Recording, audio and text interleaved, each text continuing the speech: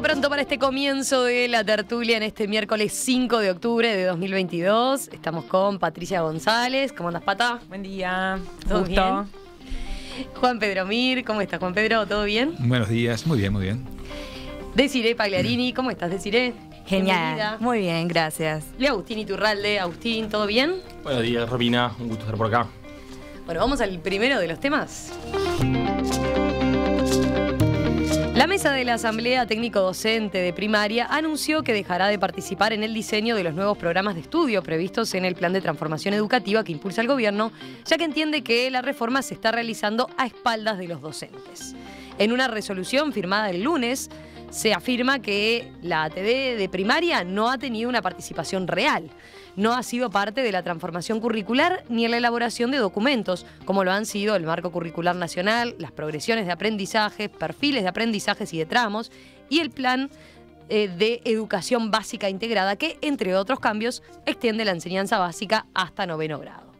De hecho, la ATD señala en el texto que sus miembros se enteraron de este cambio a través de la prensa, junto con la población en general.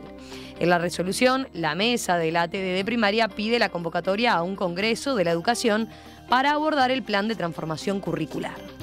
En agosto, la Asamblea Técnico-Docente de secundaria, en este caso, había tomado similar decisión, aduciendo falta de participación de los docentes en la reforma. Bueno, empezamos por el maestro. A ver. Dale, Juan Pedro. No, un par de consideraciones previas. Creo que en la transformación educativa, en una mirada de corto, mediano y largo plazo, Uruguay se juega una de las claves centrales en su modelo de una sociedad inclusiva y democrática. Ese es un punto que hoy son pocas las personas que lo discuten.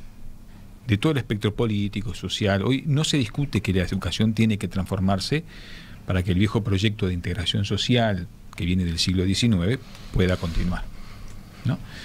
Hablamos mucho de la reforma de la previsión social, pero si nosotros analizamos que en una sociedad del conocimiento, donde, así como se extiende nuestro tiempo de vida, cada uruguayo, cada ciudadano va a extender su tiempo de vinculación al sistema educativo durante toda la vida, los desafíos educativos, de contenidos, de formas de educación y de financiamiento de la educación son temas que tendrían que estar en la agenda y de hecho están en la agenda. Entonces yo creo que esa intención desde el 85 para acá de transformar la educación, que la han tenido todos los actores políticos, ha tenido avances y ha tenido bloqueos. Eso es lo primero.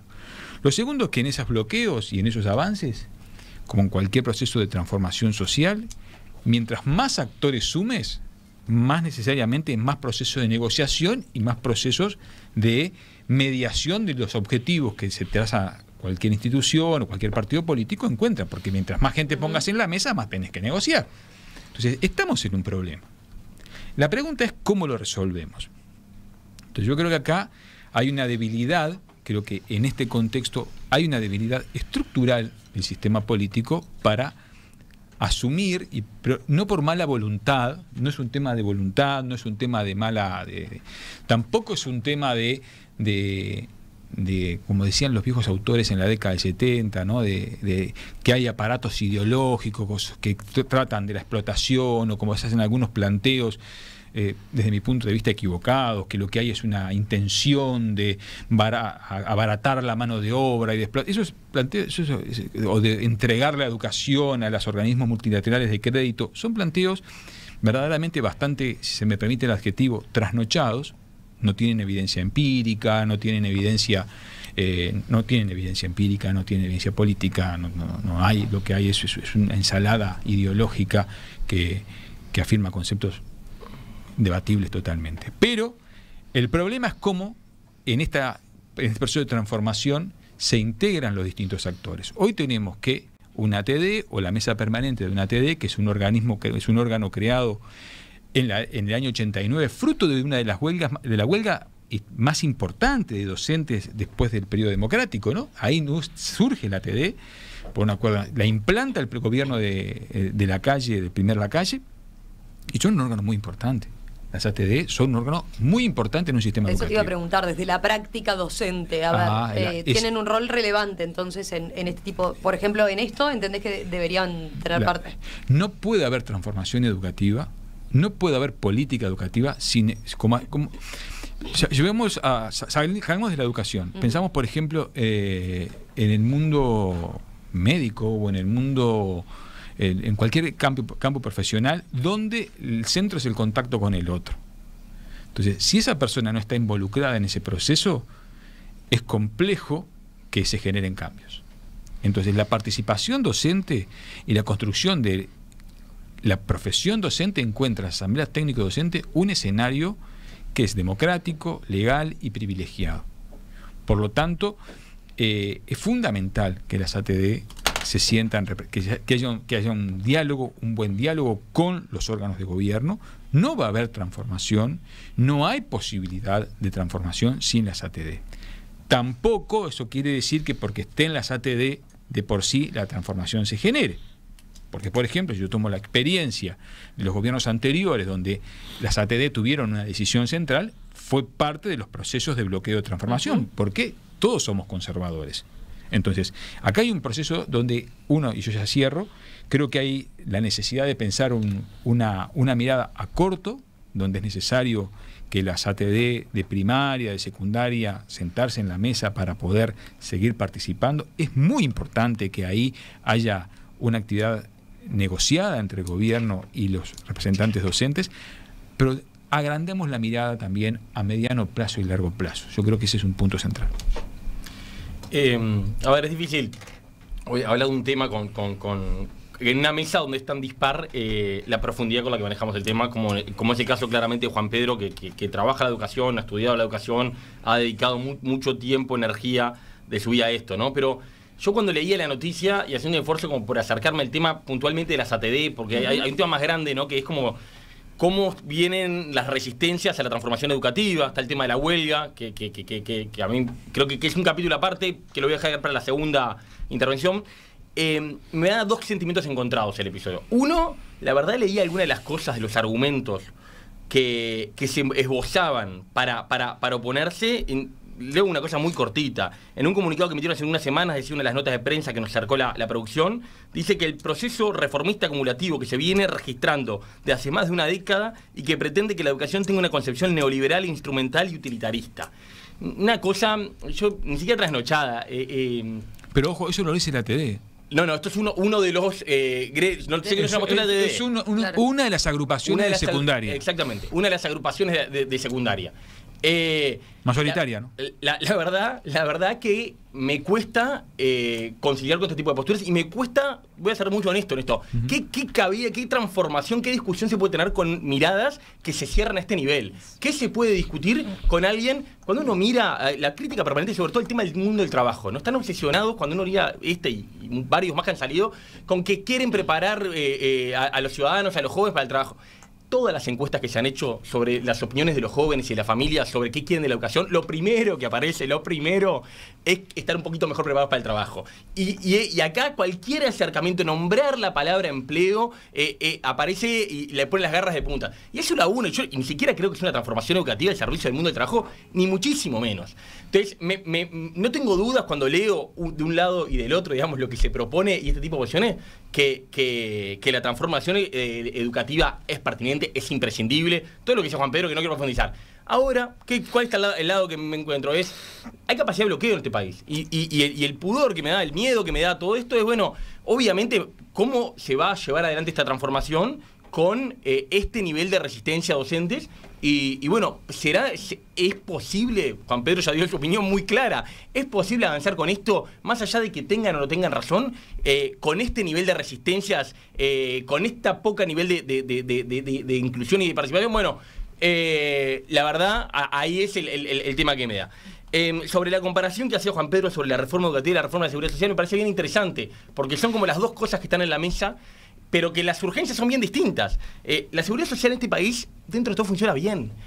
Con los tres indicadores que se lo mide, el problema lo tenemos en la sostenibilidad. El problema de la seguridad social es que es insostenible financiera. El problema grave, hay varios problemas más, pero el problema grave por el que estamos discutiendo por más de que lo disfracemos, es porque es insostenible financieramente y porque gastamos muchísimo más en los viejos, y justamente lo que más se hermana con el tema de la reforma educativa es que no va a haber posibilidad de invertir todo lo que hay que invertir en las generaciones de niños y de jóvenes si seguimos con una trayectoria de la seguridad social como la que tenemos. Pero son diferentes las urgencias y yo creo que sin duda son prioridades que tienen que avanzar paralelamente. Dejo el tema de la huelga, que es primo hermano de esto, para la próxima intervención. Yo aprovecho, a ver, para hacer una puntualización, porque ya que Agustín lo mencionaba, ¿qué rol tienen, por ejemplo, los sindicatos en las ATD? ¿Cómo es el punto de contacto o no?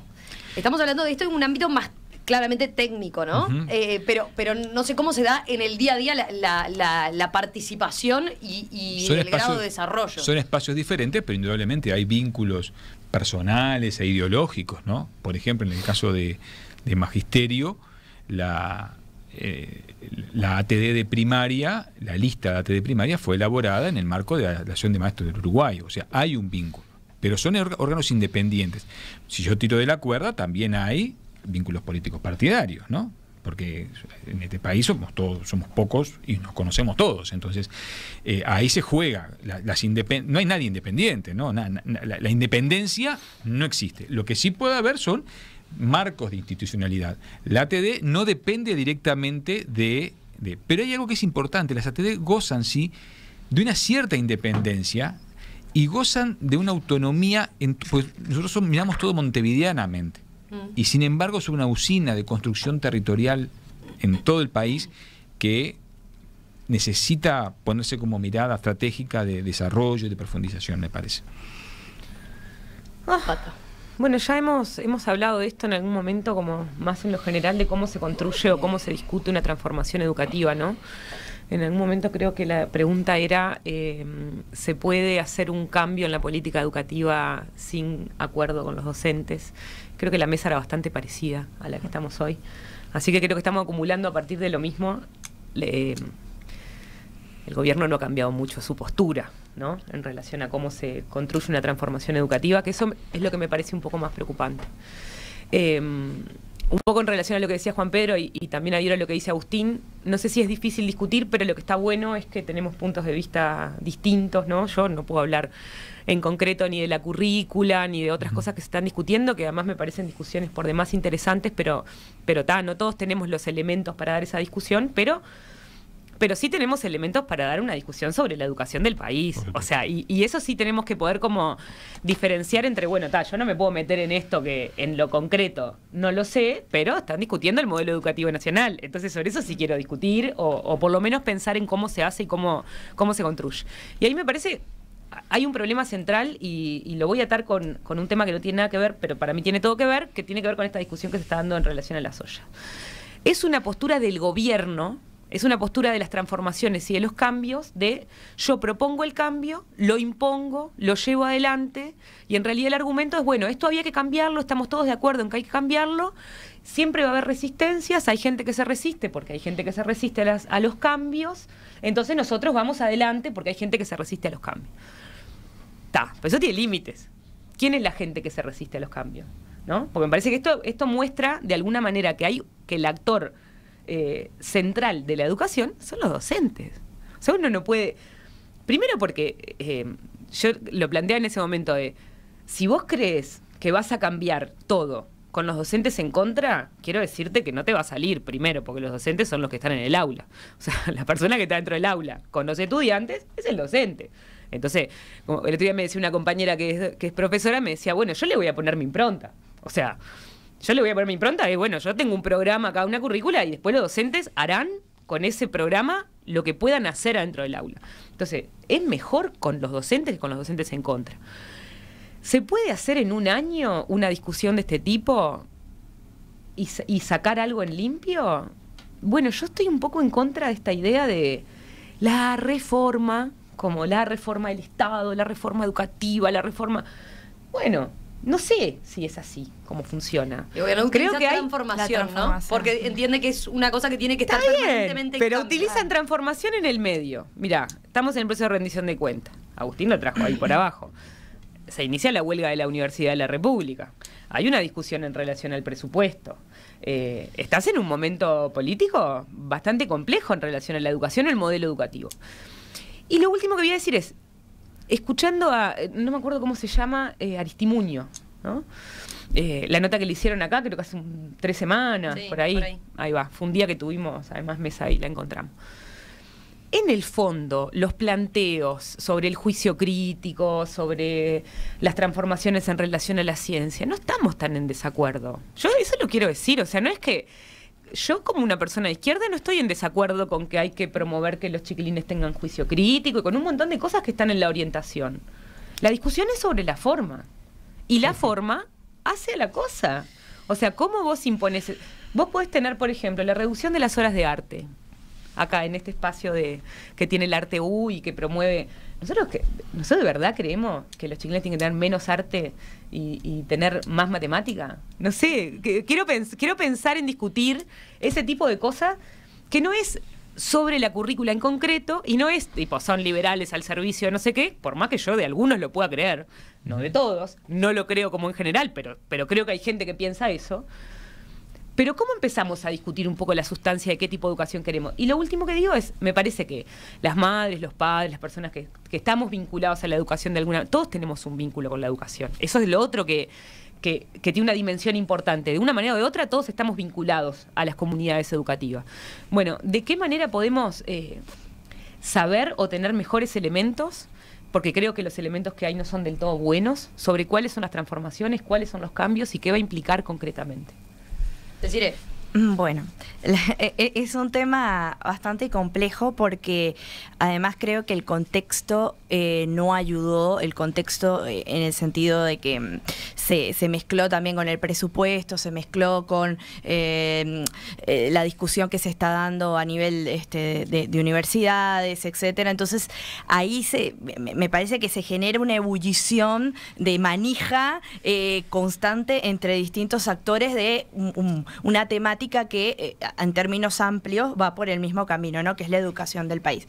A mí me parece muy interesante lo que sostenía Pata Pata, perdón, no sé si te puedo tutear. Ya no soy más Patricia. Veo muy bien. Ahí va. Lo que sostenía Pata a nivel de la discusión de educación nivel país. Perfecto. Ahora, yo me pregunto muy sinceramente, porque en un tema de fondo de las competencias, de los temas más técnicos, de si se puede llevar adelante o no de determinados cambios sustanciales, no tengo tampoco elementos técnicos como para dar una explicación o dar una discusión a ese nivel sustancial. Pero sí está bien, educación a nivel país y bueno, yo desde mi rol ciudadano o mi rol político, ¿cómo veo la situación? Ahora, yo pregunto muy sinceramente, ¿qué tipo de discusión se puede generar a cualquier nivel, al nivel más básico, al nivel más complejo, con semejante nivel de intransigencia que han mostrado los gremios, que han mostrado muchos actores de la educación, que han mostrado hasta a nivel simbólico? Porque, digo, no es para quedarnos en eso, pero a ver, si vas a rayarle la casa a el presidente del CODICEN, bueno, es quedarse con eso. Va, pero es una pero es la una intransigencia muestra, del gobierno, ¿cómo que si el gobierno no fuera intransigente? Pata, te escuché. Perdón. Es un peldaño, es un grano de arena que se acumula. No es quedarme en eso no importa, pero eso sumado a declaraciones, sumado a paros, sumado a lo que pasó en el Cerro, que además lo viví en primer plano porque estaba ahí, y la verdad que el nivel de condensación de violencia que sentí en ese lugar, mirá, creo que la última vez que lo sentí fue en Venezuela en una protesta opositora. Realmente, o sea, un nivel de violencia que no tenía razón de ser, porque estaban personas explicando dentro de un centro, explicando, te guste o no lo que explicaran, y estaba después una horda afuera que parecía que se acababa el mundo. Entonces, sumado todo eso, vamos sumándolo, ¿qué diálogo es posible? O sea, de verdad digo, vamos con la mano en el corazón, ¿qué diálogo es posible ahí? ¿Cuál es la contrapropuesta? Perfecto, no están de acuerdo. Aristimuño, yo también escuché la entrevista a la que hacía referencia a Pata, y Aristimuño fue bastante clara. Otra cosa es que no guste o no se esté de acuerdo que ese sea el camino que se tenga que seguir. Perfecto, ¿no es el camino? Bueno, las ATD no pueden elaborar una contrapropuesta, pregunto yo, ¿no? Y ponerla sobre la mesa y decir, Esta es la contrapropuesta y vamos a hablarlo desde un diálogo sincero, un diálogo en el que no esté metido todo ese combo ideológico del que hablaba Juan Pedro, que le termina sacando seriedad al diálogo real y sustancial de las competencias, de la currícula, de todo.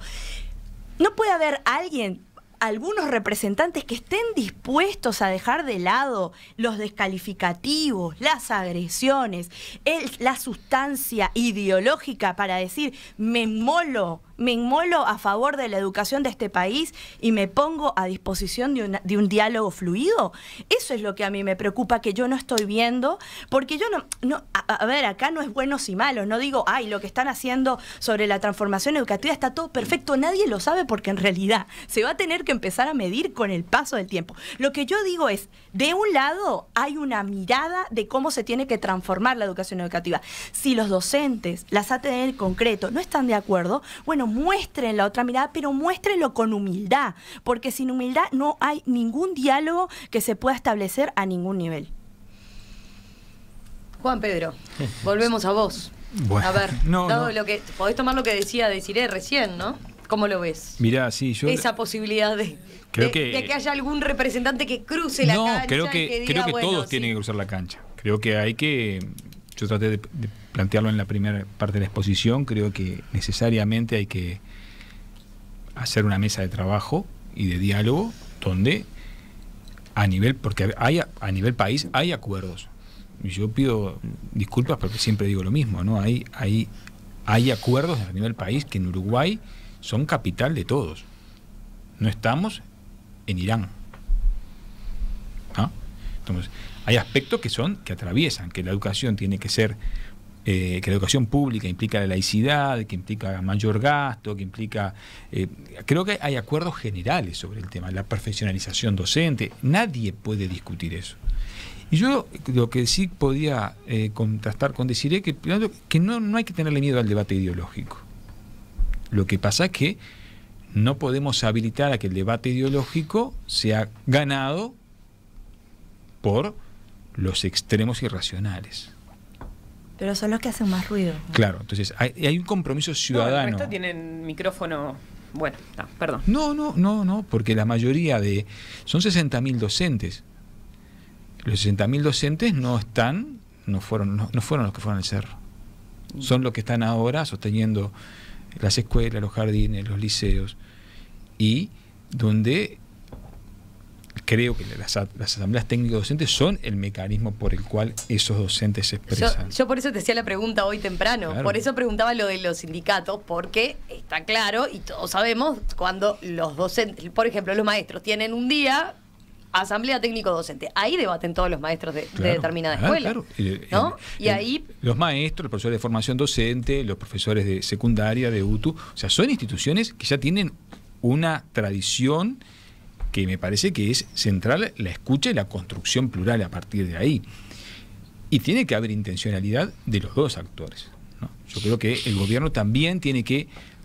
Tuvimos 2 años de pandemia que obstaculizaron los procesos de transformación educativa que se había planteado en la transformación o en su iniciativa del gobierno. Desde el principio los 2 años fueron claros, los chiquines tienen que volver a la escuela, al liceo, por eso se entró en una cápsula. Bueno, y quizá a veces se quieren procesar procesos con una rapidez que, claro, los tiempos hacen que a veces no se concrete en proceso de negociación que se necesita. Porque sin los docentes, pero aparte hay otro elemento, sin los docentes, que son claves, somos claves, pero también hay otros actores que tienen que estar en la mesa, que son los padres, que son los estudiantes, que son los niños. Nosotros ya lo planteamos en este mismo espacio. La UNICEF le tira las orejas a Uruguay porque no desarrolla la participación infantil juvenil en la enseñanza. Y miren qué discusión. Cuando uno le pregunta a los niños y a los jóvenes qué tipo de educación quieren, muchas veces no se parece a la que los profesores y maestros queremos que sea. Por ejemplo, en Suecia 1/3 de la currícula es decidida por los estudiantes. Eso implica tocar parte de la grilla e implica tocar hasta horas laborales. Como país, ¿vamos a discutir eso o no? Nosotros, todos los que estamos acá, los que tenemos hijos, queremos, por ejemplo, podemos negar, por supuesto, el arte, que es importante, pero ¿podemos negar la importancia de una segunda lengua para la inserción y el desarrollo de una segunda lengua? ¿Quién la puede negar? Y eso implica, entre otras cosas, el crecimiento del inglés. Por algo los sectores que pueden acceden a instituciones, porque, pues insisto, en Uruguay hay educaciones marcadas según el origen social. Entonces, quienes pueden pagar, ya sea, aunque manden a sus hijos a instituciones públicas, por ejemplo, usan parte de sus recursos para que sus hijos, lógicamente, tengan una segunda lengua y un nivel competente, porque si no saben que quedan por fuera. Sin embargo, eso en las grillas no se toca, entre otras cosas por medio de los conflictos docentes. Es muy complejo, pero hay que poner otras sillas, hay que tener una mirada a corto, mediano y largo plazo y abrir la participación no solo de los docentes, que somos una parte importante, sino de otros actores que hasta ahora en nuestra sociedad no figuran dentro del radar de quienes toman las decisiones. Yo escucho algunas cosas y me parece que no estamos hablando del Estado, o sea, si vamos a la chicana de lo que hacen algunas minorías sobre las cosas, entramos en esa y no salimos más, ¿no? O sea, hay directoras de centros educativos que le sacan fotos a los chiquilines, eso es una cosa terrible. Hay abusos de poder, están habiendo en todos lados, porque está muy polarizada la discusión. Entonces me parece que eso no es la discusión que nosotros tenemos que dar acá en esta mesa. Eso primero. La primer voluntad de diálogo que tiene que haber, la tiene que tener el Estado, que es el que tiene en este momento el poder, porque entonces ponemos todo al mismo nivel. Los sindicatos, lo mismo que los docentes, lo mismo que los estudiantes, no es lo mismo. El gobierno del Estado tiene más poder que el resto de los actores que están arriba de la mesa. Entonces, quien abre o no abre el diálogo es el Estado. Punto. Vos me decís, hay más voluntad de diálogo. ¿Por qué no hacen una contrapropuesta? ¿Qué es lo que dice la Asamblea Técnico-Docente? No hay margen para hacer cambio. ¿Para qué vamos a construir una contrapropuesta si no hay márgenes para construir un cambio?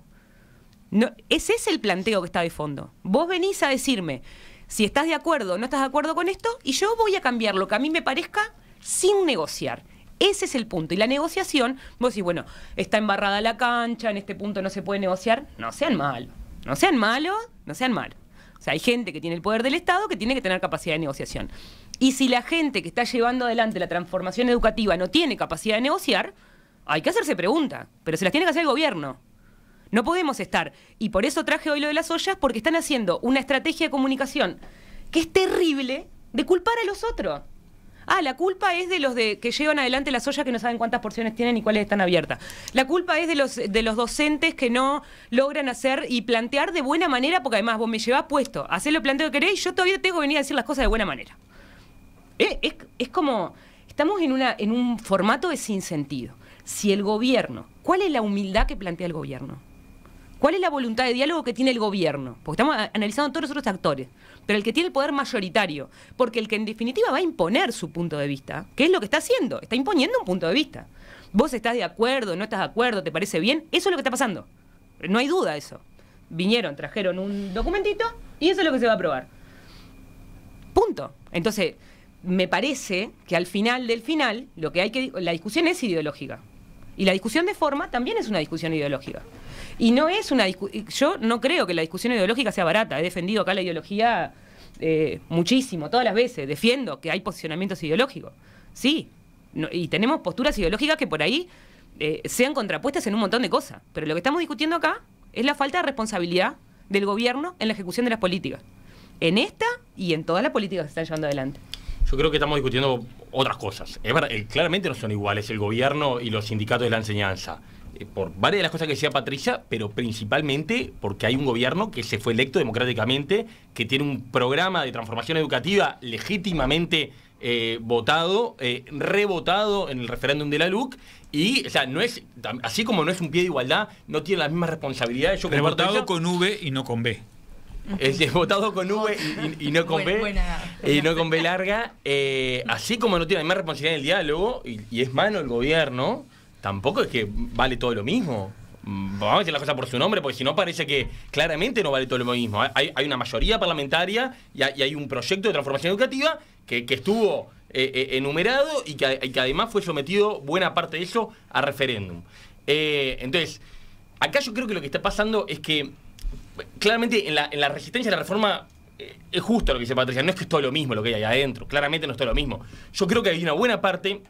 Yo me tomé el trabajo de leer casi todo lo que me crucé de postura de los sindicatos de la educación con respecto a la reforma educativa, y es surrealista. Es surrealista realmente lo que uno lee. Y lo que hay es un conservadurismo tremendo. Lo que hay es nada distinto afuera de la ANEP como fue siempre. No es un documento que se hizo bastante popular y que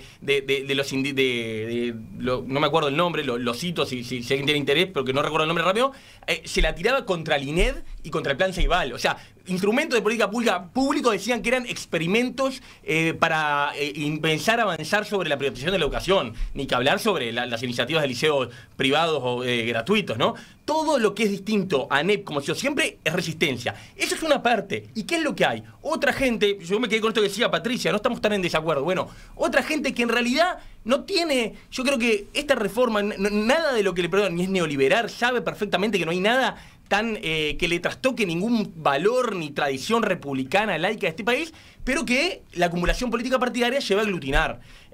Yo digo mucho a Florit. Florit siempre me pareció una persona interesantísima. Durante los gobiernos de Frente Amplio me pareció valiosísimo todo lo que siempre le escuchaba. Ahora está todo está mal, todo y es un tipo que fue sometido a un escarnio y que estuvo a punto de ser corrido de varios lugares docentes. Héctor fue expulsado por ADEMU. ¿Llegó a ser expulsado? Sí. Pensé que no había llegado a ser expulsado. El 26 de junio del año 2013, Héctor Florit, Luis Garibaldi, los integrantes frente amplistas de el gobierno fueron expulsados por la asamblea de ADEMU de 1.500 maestros. No sé, me ha ido la idea que ese proyecto de expulsión había fracasado. Por eso lo enumeré más genéricamente. Fue votado. Fue votado. Estaba ahí. Perfectamente. Y fui de los pocos que lo defendió. Lo que quiero decir es que en esa resistencia tenemos algunos elementos que son tremendamente reaccionarios, tremendamente retrógrados, tremendamente conservadores, y después tenemos una masa mucho más grande que se aglutinó a eso. ¿Por qué? Bueno, yo creo que predominantemente por temas partidarios. Probablemente también hay temas de diálogo, también hay temas de forma. Hay una parte muy grande que estoy seguro que en el fondo pueden perfectamente estar de acuerdo con mucho de lo que se propone, pero que por algún motivo terminan aglutinados ahí. Decir, para cerrar. Bueno, a ver, qué difícil cerrar con tanto porque queda mucho por decir.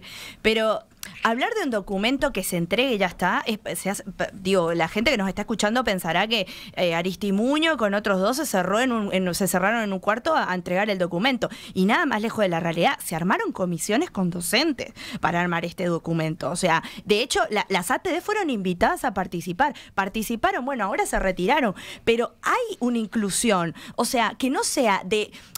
Yo creo que lo que está viendo acá es que se está trastocando la forma con el hecho de que hay una predisposición clara a no querer la transformación educativa bajo ningún medio o ya tener prejuzgado el asunto. Pero se armaron comisiones para trabajar de esto. Que se piense que los docentes solo implica las ATD también es faltar a la verdad. Entonces, no es que no haya una apertura amplia, no es que el documento simplemente se entregó a puertas cerradas y ya está. Es un documento que se elaboró por mucha gente y por docentes, que implica que haya un sector, como decía Agustín, bastante reaccionario, que de cierta manera, se quiere o no, pero termina embarrando la cancha. Yo creo que sí termina embarrando la cancha y hace que sea mucho más difícil llegar a puntos de encuentro. Hacemos una breve pausa y ya volvemos con otro tema, porque esto no lo vamos a solucionar ni dejar arreglado. Nosotros 5 nos sacamos la reforma. Que ese era el plan. Ese era el plan. Sí. Y vamos a hacer un documento. Había, pero no es... Yo tengo el documento pronto. Claro, y vamos a hacer un documento para firmar entre todos.